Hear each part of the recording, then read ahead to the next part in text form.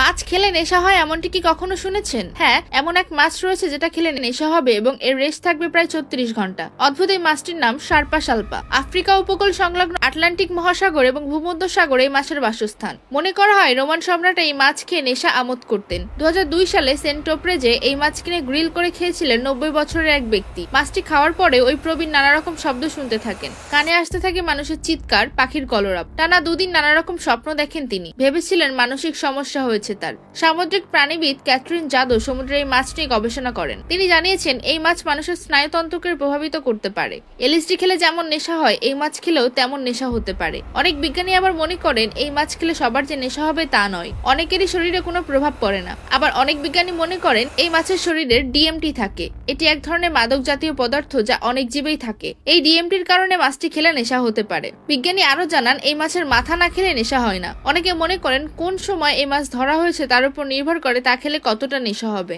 তবে কার কখন নেশা হতে পারে তার উত্তর নেই বলেই এই মাছ এখনো সুরক্ষিত অবস্থায় সমুদ্রে ঘুরে বেড়ায়। না হলে তো এতদিন এই মাছ ধরে মাদক তৈরি ব্যবসা শুরু হয়ে যেত। এমনই ইন্টারেস্টিং সব ভিডিওগুলো পেতে আমাদের চ্যানেলটি সাবস্ক্রাইব করে বেল আইকন ক্লিক করে আমাদের সাথেই থাকবেন। ধন্যবাদ।